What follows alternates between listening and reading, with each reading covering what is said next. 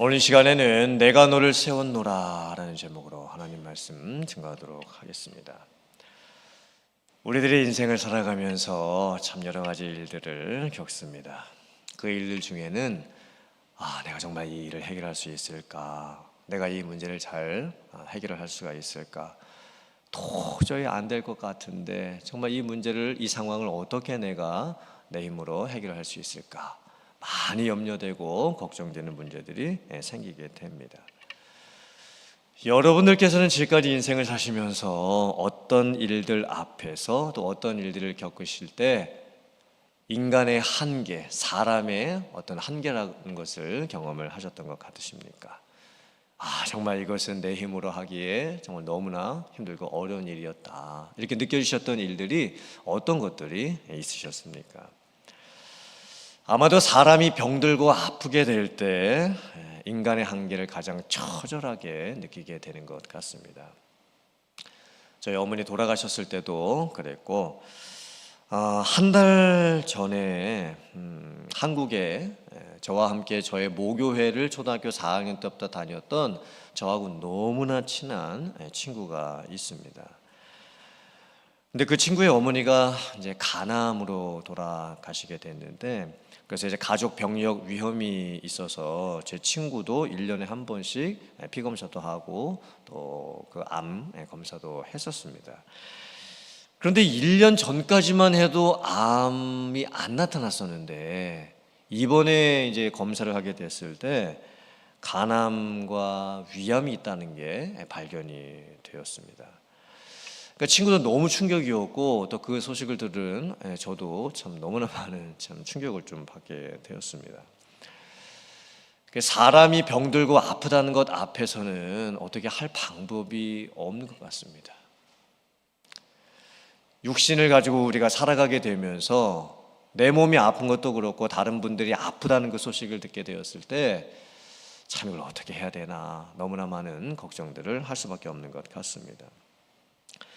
또 이민 와서 우리들이 살게 되면서 영어 때문에 겪는 문제도 참 많이 있고, 또 이민 생활이 다 페이먼트 인생이지 않겠습니까? 먼스 투 먼스 인생이죠. 그달 벌어서 그달 쓰는 인생입니다. 아마 우리들이 몇 달만 일을 쉬게 되더라도 아마 우리들 가정에 좀 경제적으로 큰 어려움이 아마 생기게 될지도 모릅니다. 이민 와서 살면서 돈을 번다는 것 참 어려운 일입니다. 돈이 내 마음처럼 쉽게 벌어지지가 않지요. 또 사람의 마음을 움직일 수 없다는 것, 사람들이 쉽게 바뀌지 않는다는 것, 또 사람들과 함께 어울려 살면서 여러 가지 인간관계의 갈등을 겪으면서 사는 것도 참 힘든 일 중에 하나인 것 같습니다. 그렇다면 우리들의 인생 가운데 또 신앙의 여정 가운데 생기는 내가 내 힘과 능력으로 도저히 해결할 수 없는 일들이 생길 때 우리는 어떻게 해야만 하는 것일까요? 도대체 어떤 것으로 인해서 우리가 우리의 인생의 문제와 또 신앙의 문제들을 해결해 갈 수가 있는 것일까요? 오늘 본문 말씀을 보면 하나님께서 스룹바벨에게 주시는 말씀이 나옵니다. 하나님께서 학개 선지자를 통해서 스룹바벨에게 특별히 주시는 말씀이 있습니다. 스룹바벨이 누구인가? 많은 성도님들이 스룹바벨을 잘 모르시죠. 그런데 스룹바벨은 성경 인물 중에서 의외로 대단히 중요한 사람입니다. 스룹바벨은 그 이름의 뜻이 뭐냐면 바벨론의 씨, 혹은 바벨론에서 태어난 사람, 이런 의미를 가지고 있습니다. 그러므로 스룹바벨은 유대인으로서 이제 바벨론 포로 생활하는 중에 이제 부모님과 함께 부모님이 끌려갔다가 이제 바벨론에서 태어난 이민 2세라고 할 수가 있습니다. 그런데 스룹바벨이 왜 중요한 사람이 되냐면, 이제 하나님께서 바벨론이 망하고 나서 페르시아 제국이 이제 생기게 되었을 때 페르시아 제국의 왕이었던 고레스 왕의 마음을 감동시키시지요. 그리고 하나님의 백성들이 고향으로 돌아갈 수 있도록 조서를 내리게 됩니다. 그때 페르시아의 왕 고레스 왕이 스룹바벨을 유대를 다스릴 수 있는 총독으로 임명을 합니다. 그리고 하나님의 백성들을 다 데리고 고향으로 돌아갈 수 있는 그 임무를 이제 맡기게 되는 겁니다.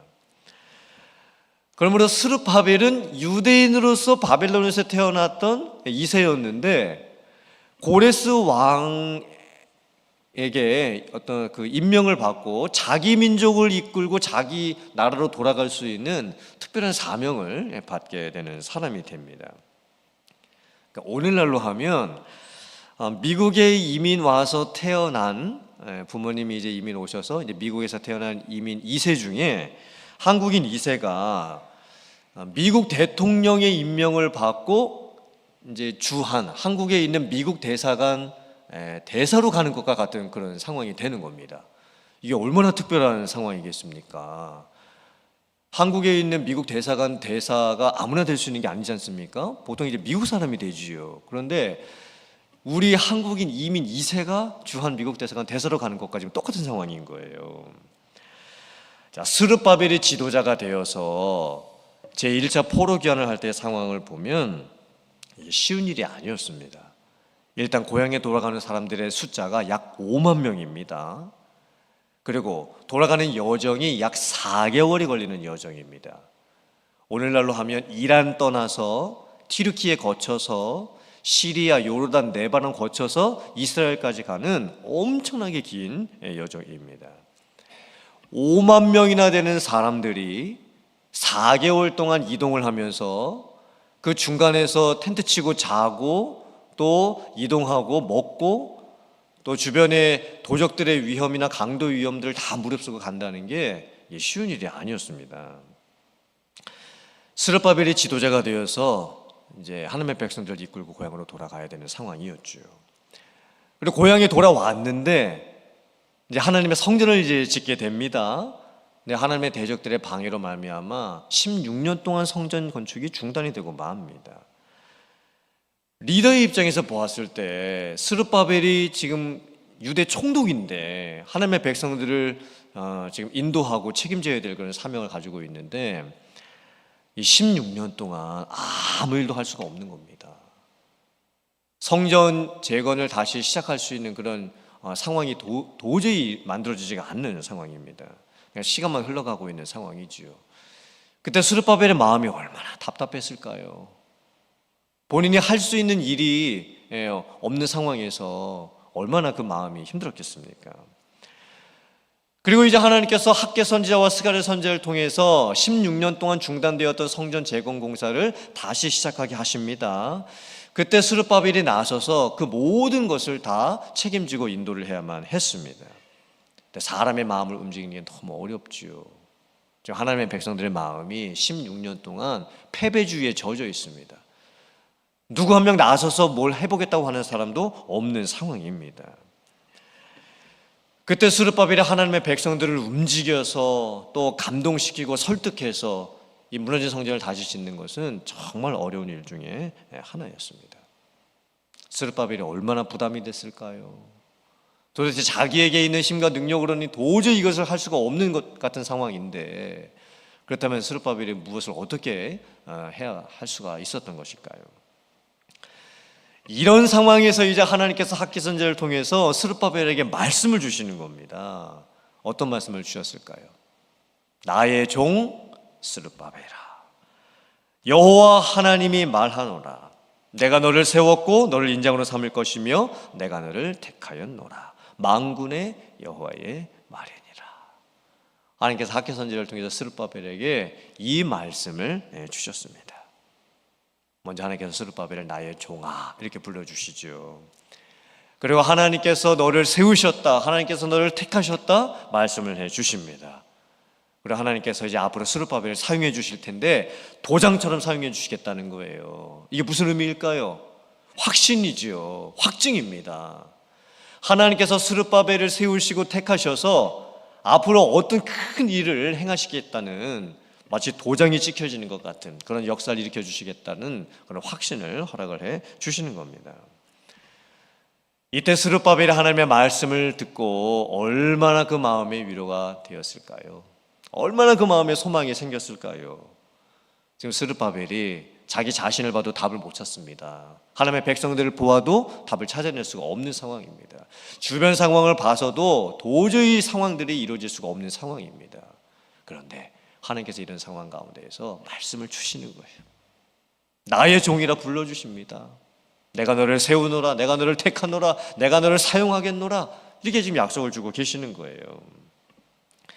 더욱이 하나님께서 스룹바벨에게 주셨던 말씀은 단순한 개인 격려 차원의 말씀이 아니었습니다. 인생 사는 게 힘들지, 힘 좀 내라, 내가 너를 도와주겠다, 이런 차원의 말씀이 아니었던 겁니다. 하나님께서 무슨 약속까지 해주시냐면 앞으로 하나님께서 하늘과 땅을 진동시키실 것이다. 주변에 있었던 여러들의 나라를 다 엎으실 것이다. 여러 왕들의 보좌를 다 무너뜨릴 것이다. 병거 탄 자, 말 탄 자, 즉 사람들 가운데서 능력이 있었던 사람들, 자기의 힘으로 무엇인가 할 수 있었다고 생각하고 있었던 그 사람들을 다 엎드러뜨리겠다고 지금 말씀을 해주고 계시는 거예요. 이게 무슨 의미일까요? 앞으로 이 세상에 일어나는 모든 일들을 하나님께서 주관해 가실 것이고, 이 세상에 일어나고 있는 어떤 민족이나 나라에 생기는 모든 일들을 하나님께서 다 주관해 가시겠다고 지금 약속을 해주고 계시는 겁니다. 인간 스스로 가지고 있었던 자기 힘, 능력, 과시하는 것들, 사람들이 자기의 힘으로 무엇인가를 할 수 있다고 생각하는 교만함들, 허세, 이 모든 것들을 다 꺾어버리시겠다고 지금 말씀을 하고 계시는 거예요. 스룹바벨이 살고 있었던 그 당시의 시대는 역사의 소용돌이가 치고 있었던 시대였습니다. 바벨론은 망하고 페르시아가 다시 등장을 했고, 전 세계의 어떤 그 질서가 재편이 되고 있었던 그런 상황이었던 거예요. 그런 상황 가운데에서 하나님께서 스룹바벨에게 보여주시는 이 말씀은요, 무엇과 이제 궁극적으로 연관이 되는 것이냐면 장차 오실 예수 그리스도 통해서 이루어지게 될 하나님의 나라, 이 말씀을 지금 하고 계시는 겁니다. 솔직히 스룹바벨의 입장에서 보면 스룹바벨은 그냥 자기 개인이 겪는 일들로 말미암아 너무 힘들었고, 그 일들도 자기가 해결하지 못하면서 지금 살고 있는 상황이었습니다. 자기 민족이 겪고 있는 그 일들을 자기가 지도자로서 무엇인가를 해결해 주어야 되는데 그것조차도 너무나 벅차게 느껴지고 있었던 그런 상황이었던 거예요.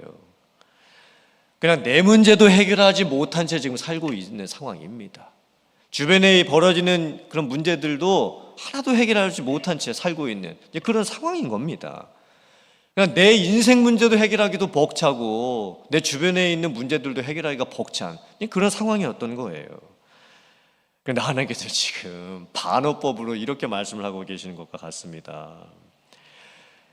이 세상에 일어날 모든 일들을 내가 주관해 가며, 또 앞으로 이 세상에 일어날 모든 일들을 하나님께서 주관해 가실 텐데, 그리고 장차 하나님께서 약속하신 예수 그리스도를 세상에 보내주시고 하나님의 나라를 이루어 가실 텐데, 하물며 스룹바벨 너의 인생 가운데 있는 그 작은 일들 하나님께서 해결해 주시지 않겠느냐?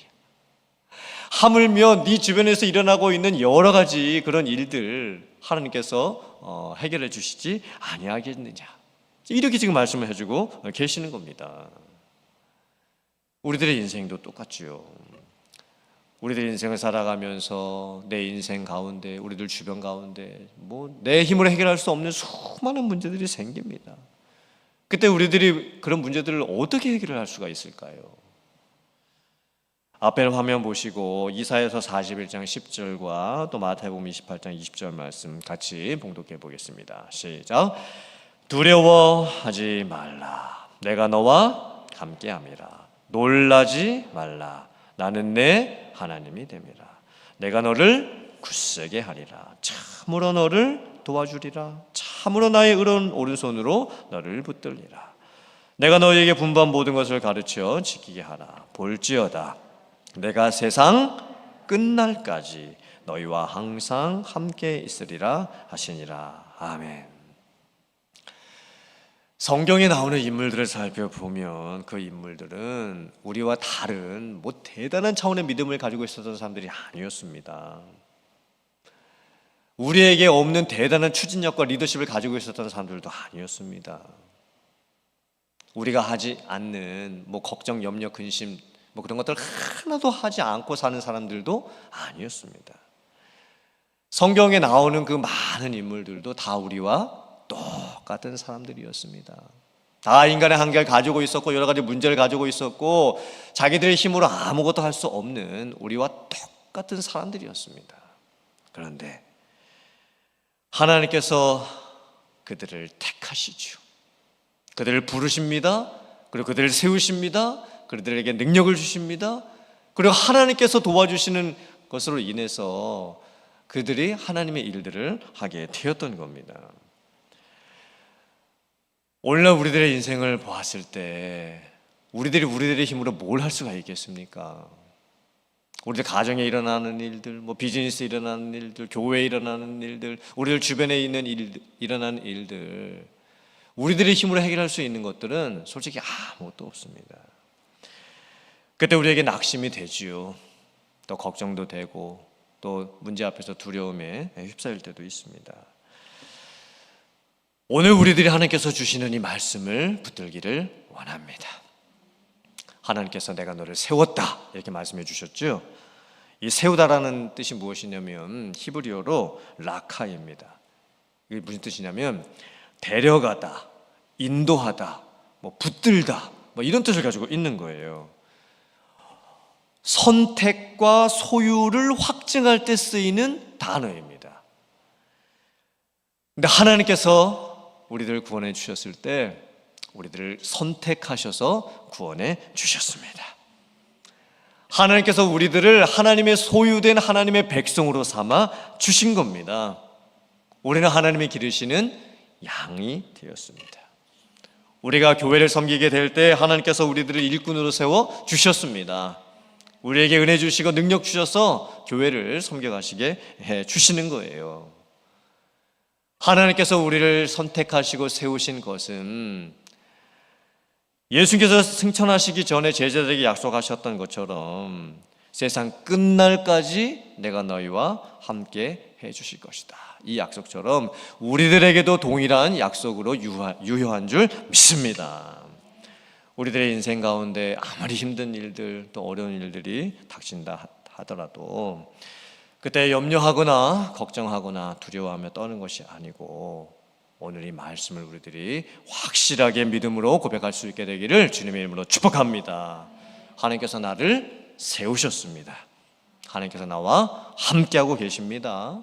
하나님께서 나를 도와주십니다. 어떤 인생의 문제와 어려움이 있다 할지라도 하나님께서 분명히 하나님의 은혜와 능력 가운데 그 일들을 해결해 주실 줄 믿습니다. 이를 행하시는 여호와, 이를 성취하시는 여호와 하나님, 만군의 여호와 하나님, 그 하나님을 바라보면서 정말 믿음의 삶을 살아갈 수 있는 여러분들 다 되실 수 있기를 주님의 이름으로 축원합니다. 아멘.